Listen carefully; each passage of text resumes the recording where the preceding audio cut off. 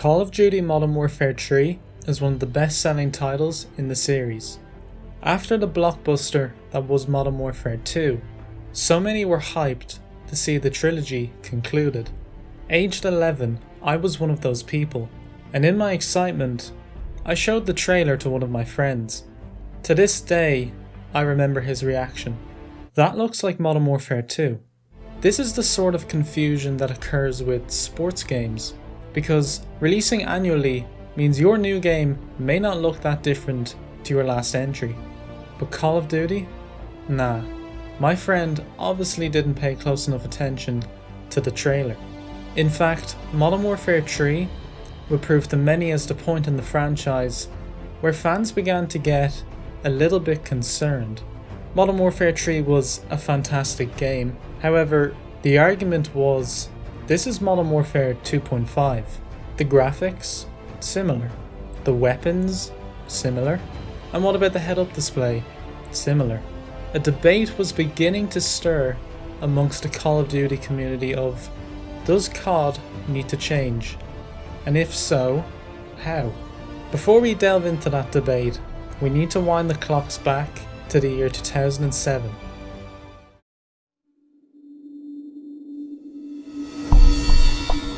This masterpiece deserves its own video, but Call of Duty 4 Modern Warfare established the classic and solid COD formula we all know and love. What followed is perceived as many to be Call of Duty's golden era.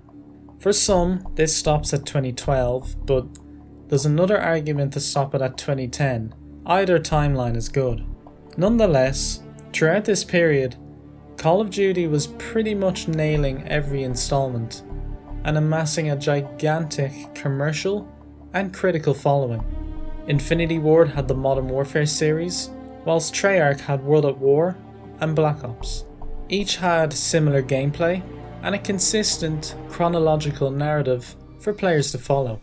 And all games mentioned felt pretty similar to play gameplay wise. This wasn't a bad thing.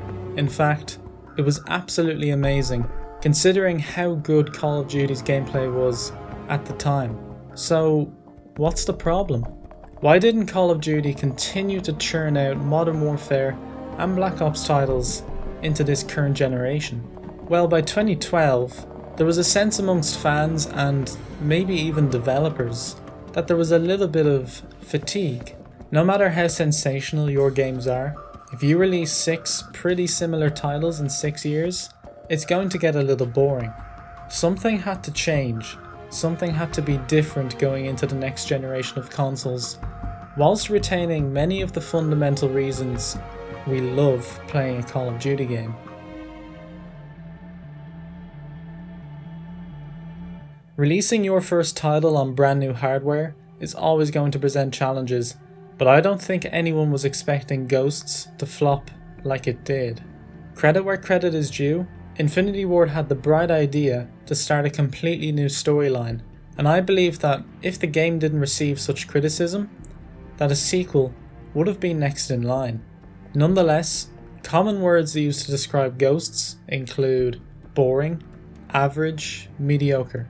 The game seemed to retain the cliches and certainties from older CODs, whilst removing some of the reasons why previous titles were so magical. The story, level design, and characters were all fairly bad, and the game really felt like a turning point for Call of Duty. Suddenly those aching for a change from tradition had their voices amplified, and the community yearned for something new that held on to the aspects of COD that they love. A year later, that wish turned into a reality, except it was nothing close to what they had asked for. From the first time I saw what Sledgehammer Games was working on, I was truly inspired. In every sense, this game raises the bar for the next generation. I'm proud to open our show with what I believe is the beginning of a new era for this franchise. This is where our problem truly begins. So, Call of Duty needed to change. It needed to innovate to ensure it didn't become stale and repetitive. This is normal practice for any ongoing series, and the franchise was left with two choices. 1. Innovate the core gameplay, and risk alienating the current fanbase, or 2, innovate the sandbox around those core mechanics and risk not changing enough to seem new. The choice was clear, and Call of Duty's community had never felt more alienated and distant from the developers. Advanced Warfare is advanced, and as such introduces double jumping, laser weapons, and a whole heap of gameplay elements that felt like gimmicks.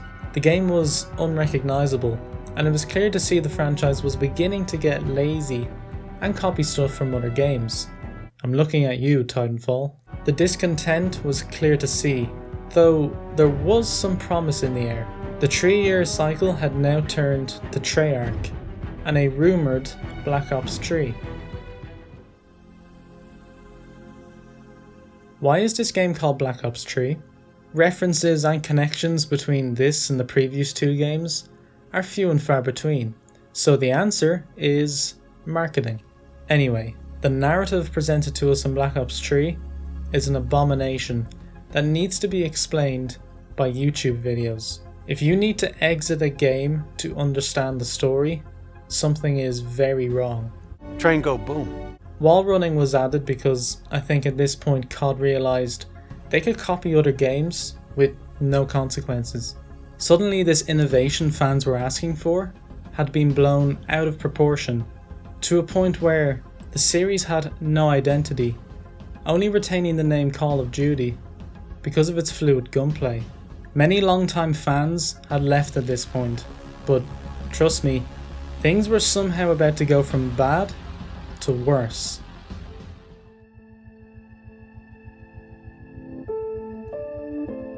This poor game was dead in the water before it was even released. Marketing and hype plays a huge role in the general feeling of fans leading up to release day, and Infinite Warfare had to deal with criticism that frankly, it didn't fully deserve. Okay, why the fuck are we going to space, but the level of hate towards the game was unfair, especially considering we hadn't seen much gameplay. In the end, the damage was done, and Infinite Warfare felt like a toned down version of Black Ops 3, with, to be fair, a far better campaign. They also remastered Call of Duty 4, and it was one of the biggest injustices I've ever seen.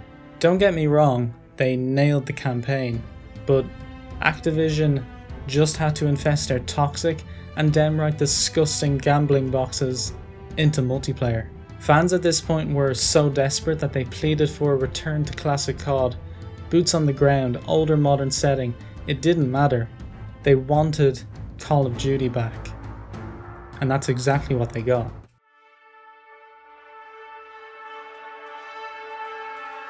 And so we enter a new era for Call of Duty. I think the general hate towards the aforementioned games got to a point that it was hurting sales, and so Activision intervened and we got a classic COD. I said a new era, but really we're back where we started. World War II, beaches of Normandy, no health regeneration, old guns, fighting Nazis, etc. Except now we've got 2 problems. Firstly, World War II was actually a very bad game.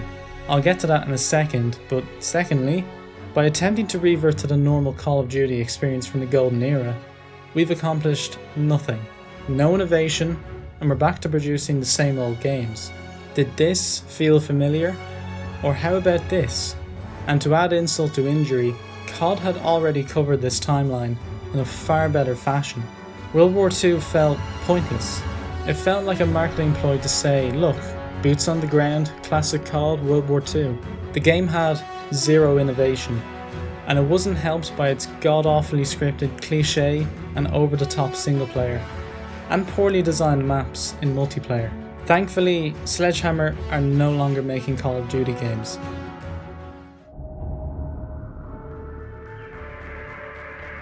Feeling deja vu? They've done it again. Why is this called Black Ops 4? I think you know the answer.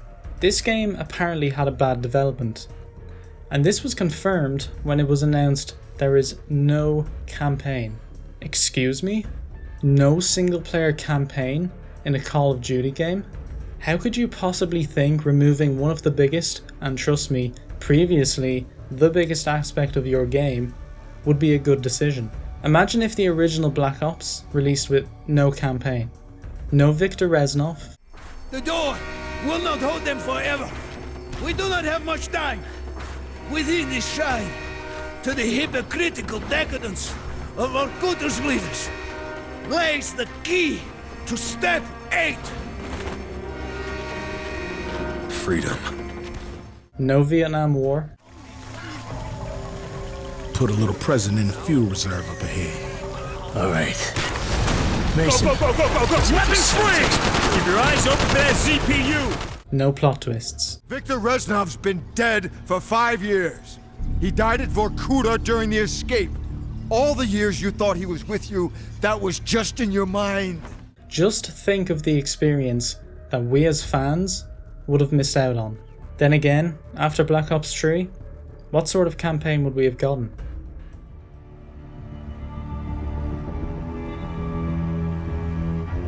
And finally, we are here in the modern day, and with a modern Call of Duty.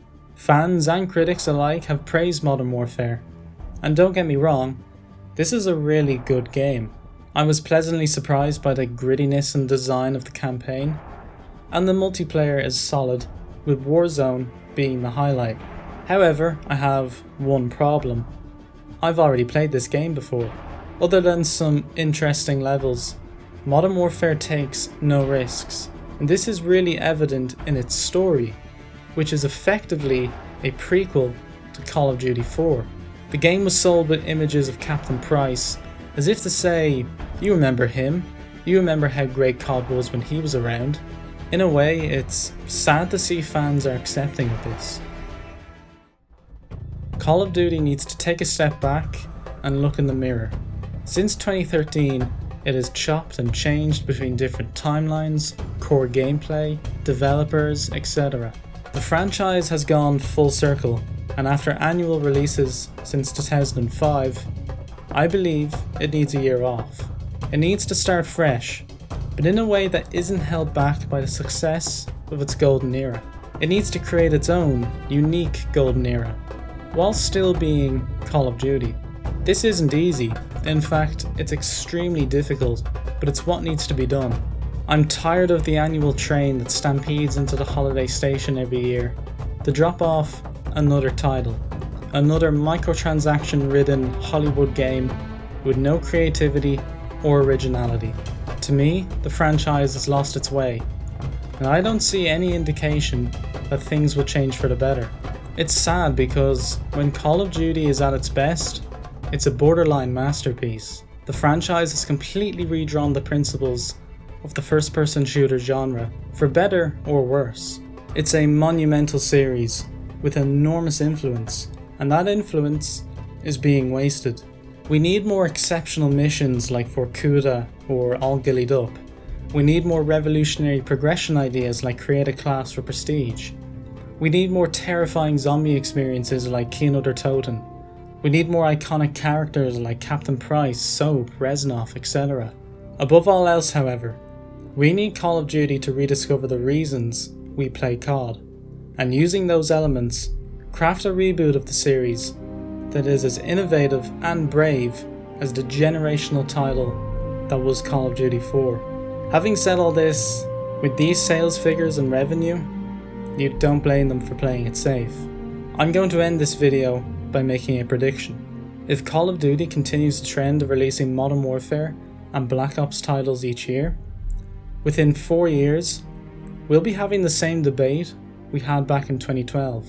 Let's just hope my prediction will be proved wrong.